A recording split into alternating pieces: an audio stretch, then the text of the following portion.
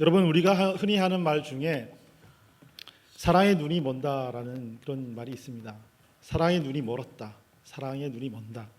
여러분, 왜 많고 많은 그 비유 중에 사랑을 이렇게 눈이 먼다라고 비유를 할까요?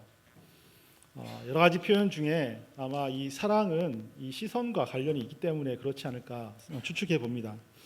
사랑은 시선이라고 할 수 있습니다. 여러분, 누군가를 사랑한다라고 한번 생각해 보십시오. 젊은 연인이 될 수도 있고 아니면 가족 간의 사랑이 될 수도 있고, 사랑하면 그 사랑하는 대상을 향해서 시선을 고정하게 되어 있습니다. 그 외에는 보이지 않는다는 것이죠. 예를 들면 사랑하는 여인들이 이제 데이트를 합니다.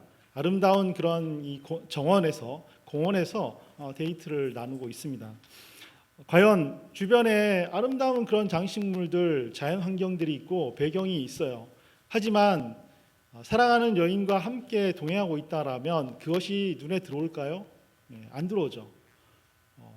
나이가 드시면 이제 좀 들어올지 모르겠지만, 젊은 여인들끼리 있다면 아무리 주변에 아름다운 것이 있어도 눈에 들어오지 않아요. 왜냐하면 자신의 시선은 사랑하는 상대방에게 고정되어 있기 때문에 그렇습니다. 만약 그 여인이 이제 인파가 아주 붐비는 그런 뭐 서울역이라든지 아니면 이런 광장, 넓은 광장에 그런 곳에 이제 연인을 만나기로 약속을 했다라고 한번 생각해 보십시오. 저 멀리 있는데 사람이 많이 있어요. 그 많은 가운데서 사랑하는 여인에 대해서 여러분 볼 수 있을까요? 없을까요? 볼 수 있습니다. 제가 한번 경험해 보니까 있더라고요. 여러분, 사람이 많아도 자기가 이 사랑하는 사람이 있으면 시선을 고정할 수가 있어요. 반대의 경우도 있죠. 젊은 남녀가 이렇게 만나고 있습니다. 그런데 젊은 남녀가 함께 있지만 시선이 달라요. 다른 방향으로 이게 있습니다. 그러면 그 사람들은 서로 사랑하는 사이라고 얘기할 수 있을까요? 그렇지 못하죠. 그죠? 뭐 업무적으로 만나든지 아니면 다른 이유로 만나겠죠. 왜냐하면 사랑은 시선이기 때문에 그렇습니다. 자, 그러면 우리는 사랑을 얘기하는 사람들이 아니고 믿음을 얘기하는 사람들이지 않습니까? 그러면 믿음은 어떨까요? 믿음도 마찬가지다라는 것입니다. 믿음도 시선입니다. 우리 자신이 하나님을 믿는다면 그 믿음은 항상 어떻게 해요? 시선이 하나님께로 고정이 되어 있어야 되겠죠. 그죠? 믿음은 시선이기 때문에 그렇습니다. 그래서 믿음의 삶이라고 할 때, 우리가 믿음의 삶을 살아간다라고 할 때 내가 하나님을 향해서 항상 눈으로 바라봐야 됩니다. 내가 믿는 사람이다, 내가 신앙생활을 한다, 내가 믿음의 삶을 산다라고 한다면 일상생활 속에서 하나님을 향한 시선이 있어야 되는 것이죠.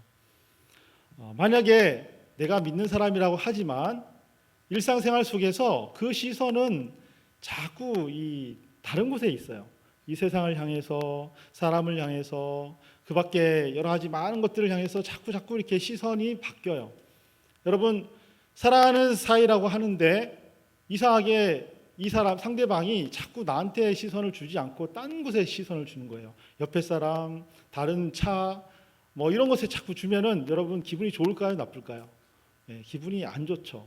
그리고 그것이 반복이 되면 어떻게 되죠? 이 사람이 정말 나를 사랑하는가? 이 사람의 말은 사랑한다고 하지만 시선은 나한테 고정이 안 돼 있어요. 결국 이 사람에 대해서 우리는 사랑을 믿을 수가 없게 되는 것입니다. 마찬가지죠. 내가 하나님을 믿는다라고 하면서 내 믿음의 이 시선은 하나님을 향해 있지 않아요. 그러면 그 사람의 말은 뭔가 문제가 있다라는 것입니다. 우리가 일상생활을 사는데 자꾸 예배 때는 와서 이렇게 시선을 하나님께로 고정한 것처럼 보여요. 그런데 예배 끝나고 문 밖으로 나가고 나서부터는 전혀 그런 모습이 안 보인다는 것이죠. 그리고 나중에 와서 아이고 또 잘못했습니다. 내가 또 이랬네요. 내 시선이 자꾸 다른 데로 갔습니다. 라고 하는 것을 반복을 한다면 여러분, 그 사람의 믿음은 문제가 있다라고 할 수밖에 없습니다. 왜요? 믿음은 시선이기 때문에 그렇습니다. 믿음은 하나님을 향한 시선입니다. 우리가 신앙 훈련을 하는 이유가 무엇입니까? 우리가 왜 신앙 훈련을 자꾸 하라고 얘기하는 것이죠? 말씀을 읽고 기도하고 예배드리고 찬양하고 왜 하는 것이죠? 바로 이 시선을 강화하기 위해서 그렇다라는 것입니다. 예수님도 이 시선을 강화하는 일을 아주 열심히 하셨어요. 어느 정도냐면 예수님이 마태복음에 보면은 첫 공생에 처음으로 하나님의 아들로서 또 메시아로서의 사역을 시작하기에 앞서서 간 곳이 있는데 그것이 광야라는 것이죠. 마태복음 4장 1절 2절에 보면 예수님이 유대 광야를 가는데 성경은 이렇게 기록하고 있습니다. 그때 예수께서 성령에게 이끌려 마귀에게 시험을 받으러 광야로 가사 40일을 밤낮으로 금식하신 후에 줄이신지라. 유대 광야에 갔어요. 그런데 이 유대 광야를 예수님께서 금식 장소로 선택한 이유는 자기가 가고 싶어서 간 게 아니고 누가? 성령이 이끌어서, 성령님께서 강권적으로 그 유대 광야라는 곳으로 이끌어 주셨습니다. 여러분, 광야는 어떤 것이죠? 광야는 황량한 황무지지 않습니까? 풀 한 폭이 나무 한 그루가 없는 곳이죠. 물도 찾기가 어려운 곳입니다.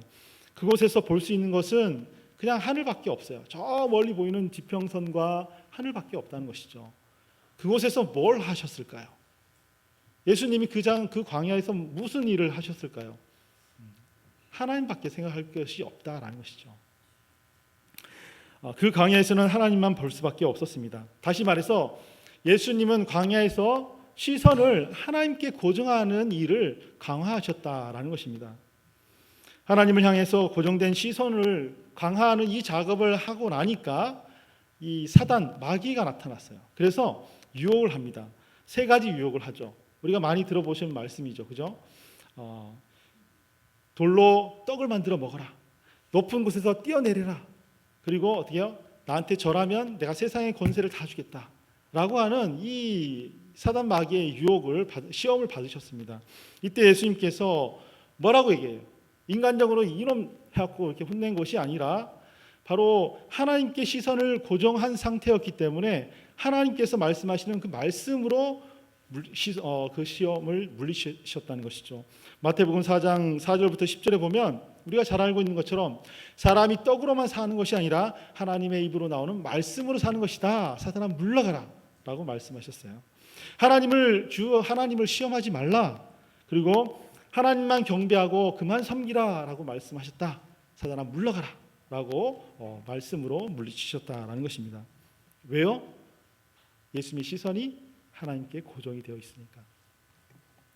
여러분, 예수님은 그 공생의 3년 동안 계속해서 틈틈이 시간 날 때마다 한적한 곳에 가셨습니다. 감람산이라든지 아니면 산속에 가셨고 새벽 미명에도 이렇게 일어나셨어요. 왜요? 그곳에서 하나님만 바라보는 이 시선을 고정하는 것입니다. 예수님께서 이렇게 하나님께 향해서 시선을 고정하는 것이 너무나 중요하니까 그 공생의 기간 동안 내내 반복을 하셨어요. 바꿔 얘기해서 예수님한테도 필요한 것이라면 우리는 어떨까요? 저와 여러분들은 어떨까요? 연약하고 부족한 그런 모습을 가진 저와 여러분들 당연히 필요하지 않겠습니까? 이건 두말 해야 입만 아픈 것이죠. 이렇듯 믿음은 시선입니다. 믿음은 눈을 들어서 하나님을 바라보는 것입니다. 그래서 그동안에는 내가 나 자신을 향해서 고정했던 이 시선들, 이 세상을 바라보면서 살아왔던 이 시선들, 이것을 바꾸는 거예요. 믿음으로 바꾸는 것이죠. 그래서 어디요? 위로 하나님께로만 시선을 고정하는 것. 이것이 바로 우리 신앙의 삶을 살 때 꼭 필요한 그런 연단의 과정, 강화의 과정이 되어야 한다는 것입니다. 이렇게 해야만이 하나님으로부터 오는 아름다운 그 인생의 미문을 우리는 통과할 수가 있는 것입니다. 자, 이제 본문을 좀 보겠습니다. 여러분, 오늘 본문에 보면 2000년 전에 예루살렘 성전 그 미문 앞에서 일어난 사건이 오늘 본문에 기록이 되어 있습니다. 지난주에 이어서 계속 말씀드리고 있는데 베드로와 요한이 유대인들의 그 기도 시간을 따라서 성전 미문으로 나갑니다. 그곳에는 아름다운 미문이라고 하는 그 문 앞에 그 태어날 때부터 안진뱅이였던 그 거린이 한 명 있었는데, 자, 그때 무슨 일이 벌어졌는지 오늘 본문 3절에서 이렇게 말합니다. 그가 베드로와 요한이 성전에 들어가려 함을 보고 구걸하거늘. 안진뱅이 거린이 베드로와 요한이 오는 것을 보고 어떻게 해요? 구걸을 한다라고 했습니다. 지금 이 안진뱅이 거린은 그냥 봤어요. 뭔가 특별한 의미를 가지고 본 게 아니고 저 사람의 행인 1, 2가 또 오는구나 라고 생각하고는 그냥 보고 구걸한 겁니다. 의미 없이 그렇게 했다는 것이죠. 습관적으로 했는데 이때 베드로와 요한은 좀 다른 반응을 보입니다. 4절에 이렇게 얘기합니다. 베드로가 요한과 더불어 주목하여 이르되 우리를 보라 하니. 베드로도 봤어요. 그죠? 거린만, 이 안진뱅이 거린만 본 게 아니라 베드로도 봤습니다. 베드로를 봤는데 보고 나서 어떻게 해요? 지나쳐 갈 수 있잖아요. 그죠? 왜냐하면 이 사람은 평생 그 미문 앞에 머물러 있던 사람이었으니까. 그런데 베드로는 그렇지 않았습니다. 그 자리에 서서 주목하여서 봤다. 그리고 우리를 보라라고 얘기했어요. 지금 이 얘기는요, 그냥 의미 없이 그냥 보지 말고 좀 이렇게 집중해서 온 정신경을 다 쏟아서 한번 우리를 봐라라고 하는 이 요청의 얘기라는 것입니다. 자, 그러자 5절에서 이 거린이 어떻게 행동하죠? 5절 말씀, 그가 그들에게서 무엇을 얻을까 하여 바라보거늘. 안진뱅이의 이 자세가 달라졌어요. 시선이 달라졌어요. 그 앞전에는 뭐죠? 행인이 또 오니구나. 내가 또 구걸해야겠지. 이래 아무 의미 없이 그냥 구걸을 했어요. 그런데 그 상대방이 갑자기 멈추더니 그러지 말고 온 신경을 다해서 집중해서 봐라 라고 또 얘기하는 거예요. 그러니까 이게 무슨 일이지? 야, 땡 잡았다. 이 사람이 뭔가 나한테 뭔가를 큰 걸 주려나 보다 라고 생각을 했는지 모르겠습니다. 아무튼 이 바라봤다라고 얘기죠. 이 바라봤다라는 것은 처음처럼 의미 없이 본 게 아니고요. 자기의 신경을 다 써서 그 베드로의 눈을 응시했다라는 뜻입니다. 자, 지금 베드로도 이 안진뱅이 거린을 보고 있고 이 안진뱅이 거린도 베드로의 요청에 따라서 바라보고 있어요. 뭐죠? 사랑하는 여인은 아니지만 두 사람이 시선이 파박 불꽃이 튀기처럼 이렇게 쳐다보게 되었다라는 것입니다. 그 순간 베드로가 이렇게 얘기하는 것이죠. 6절의 말씀에 같이 한번 읽어보도록 하겠습니다. 6절입니다. 시작. 베드로가 이르되 은과 금은 내게 없거니와 내게 있는 이것을 내게 주노니 나사렛 예수 그리스도의 이름으로 일어나 걸으라 하고. 아멘.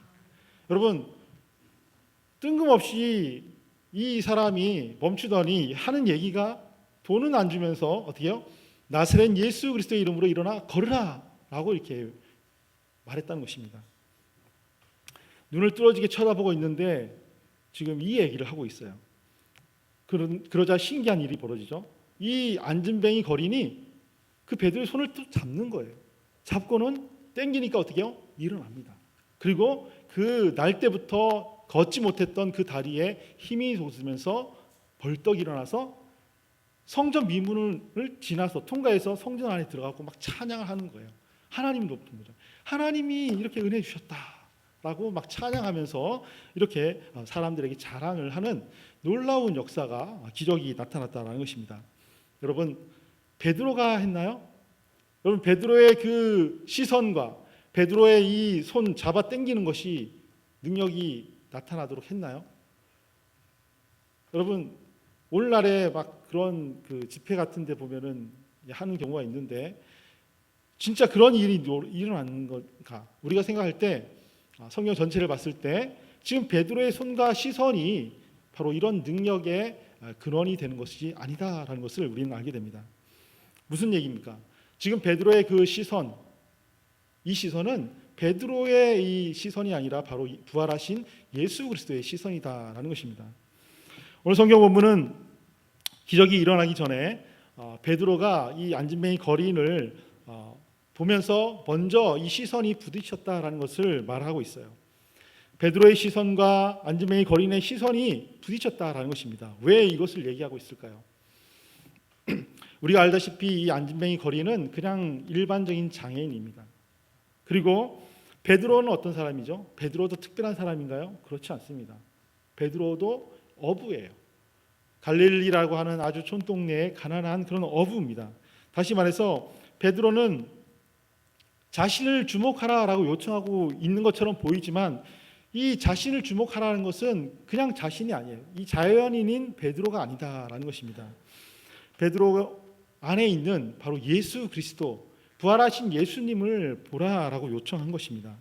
나에게는 비록 은과 금은 없지만 내 안에 계시는, 살아계시는 부활하신 예수님, 그 부활하신 예수님이 지금 너를 부르고 있는데, 너를 보고 있는데 너도 그 예수님을 바라봐라라고 요청한 것입니다. 이 요청에 따라서 안진뱅이 거린이 베드로를 쳐다보니까, 주목하니까, 그 주목하는 것은 베드로의 눈을 통해서 예수 그리스도의 시선, 눈을 바라보게 된 것이다라는 것입니다.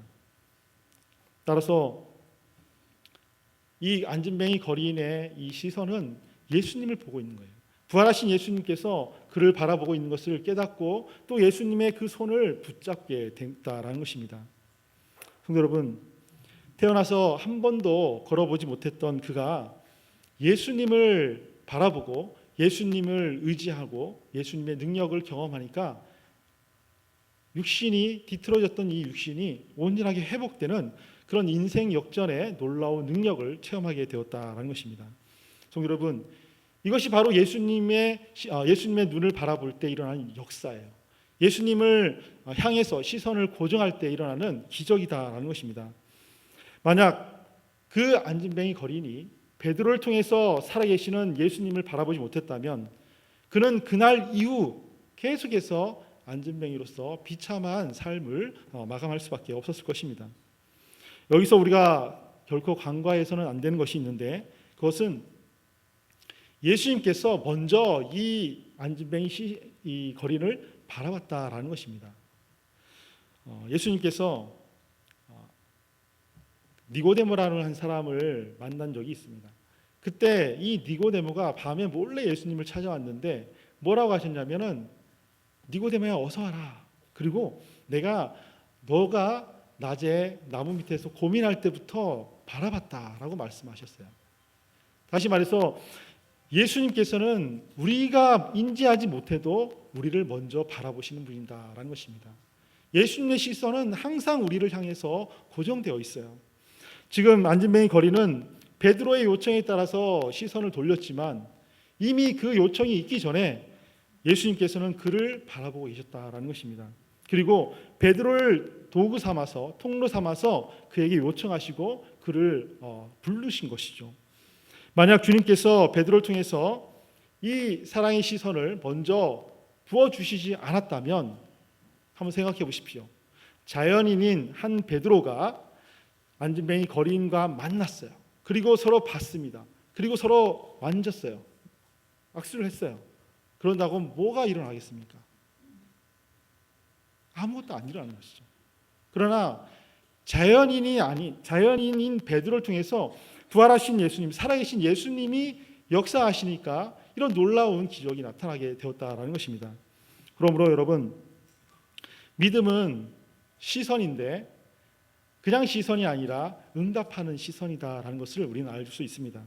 주님께서 먼저 보셨어요. 그리고 그 먼저 보심에 대해서 응답하는 시선을 이 안진뱅이 거린이 보여줬죠. 고정했습니다.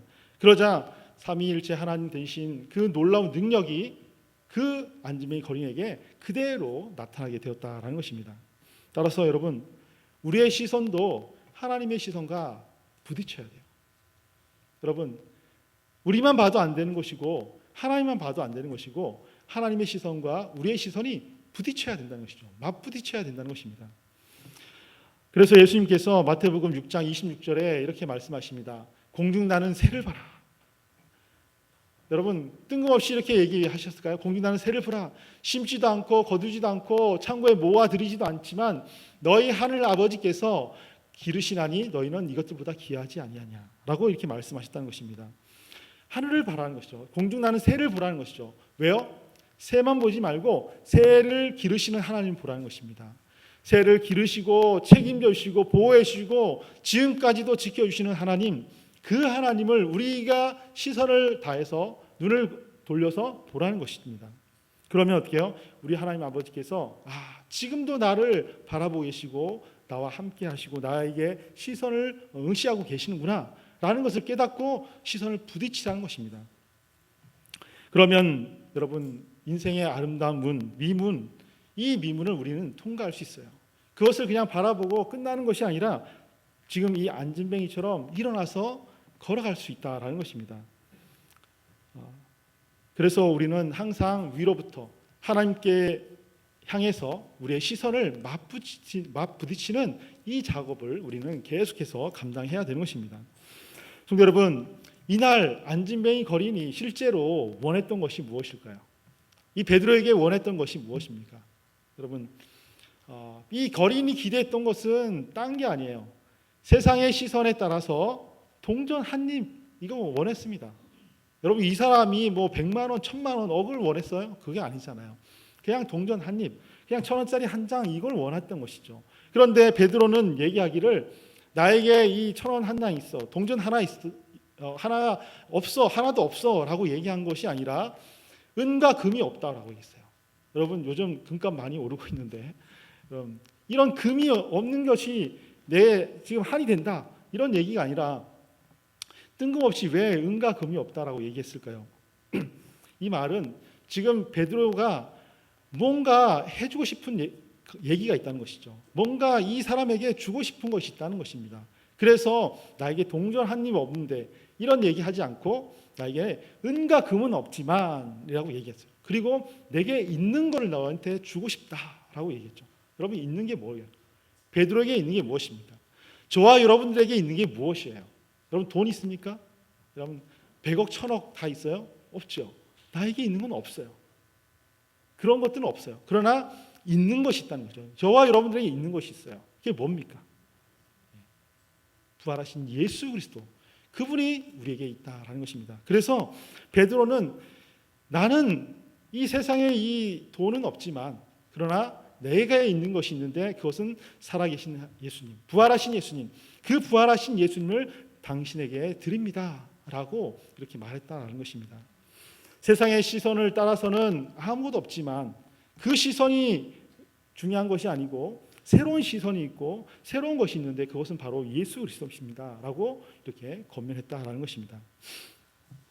여러분, 만약에 베드로에게 돈이 있었다면 어떻게 됐을까요? 베드로에게 동전이 있었어요. 아니면 금덩어리가 있었어요. 그래서 그거를 그냥 줘버렸어요.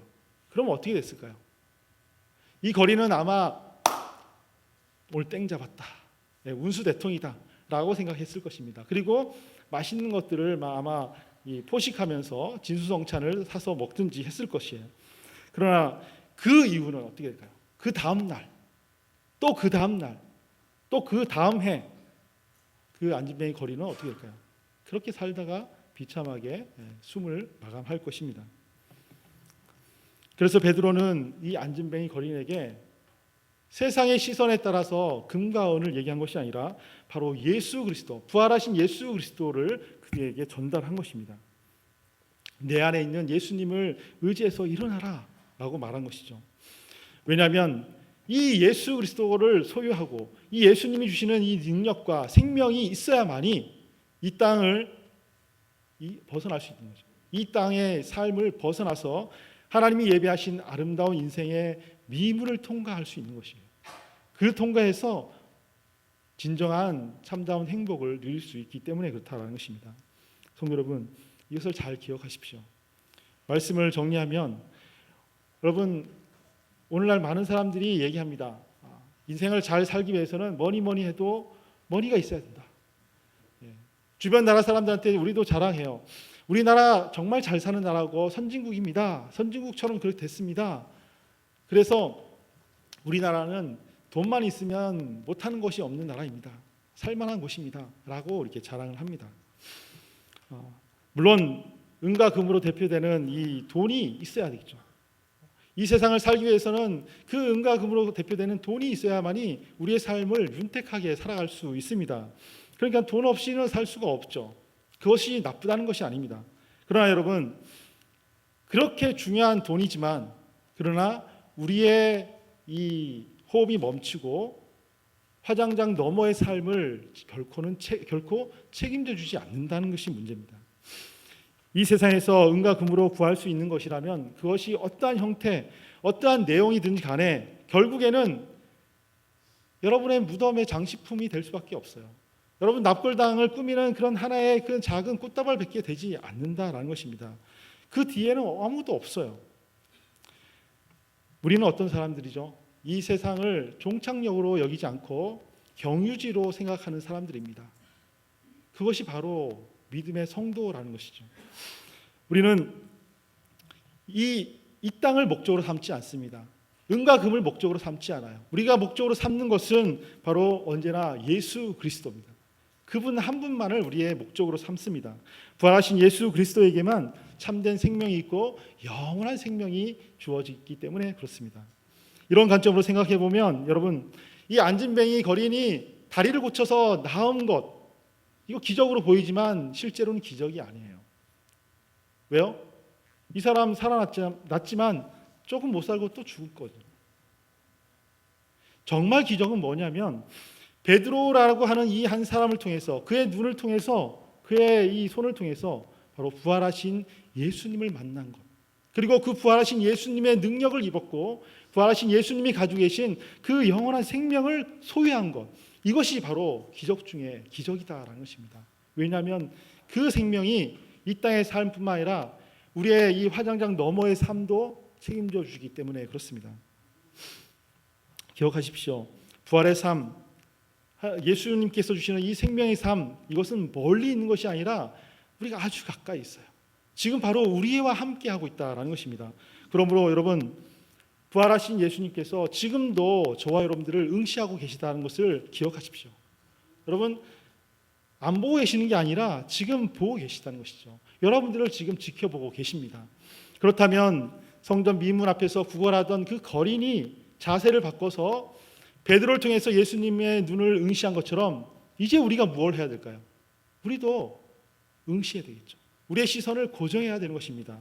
주변 사람 보는 것이 아니라, 환경 보는 것이 아니라 바로 영적인 시선으로 예수 그리스도를 바라보는 것입니다.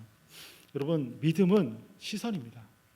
지금 저와 여러분들은 무엇에 시선을 고정하고 있습니까? 회개하는 마음으로 이미 우리 가운데 오셔서 우리를 응시하고 계시는 그분을 바라보지 못했던 것들 회개하고 다시금 우리의 마음을 새롭게 해서 눈을 드셔야 됩니다. 하나님을 믿는다면 그 하나님의 시선에 우리의 시선을 고정하십시오. 그리고 그분 안에서, 그 이름 안에서 일어나시고 온 마음을 다해서 그 손을 붙잡아야 됩니다. 왜냐하면 참된 생명, 참된 사랑과 능력, 그리고 참된 소망, 참된 위로, 평강, 이것은 오직 주님께만 있기 때문에 그렇습니다. 바라기는 다시 한번 여러분의 시선을 주님께 고정하십시오. 그리고 인생의 아름다운 미문을 통과하는 은혜를 경험하시기 바랍니다.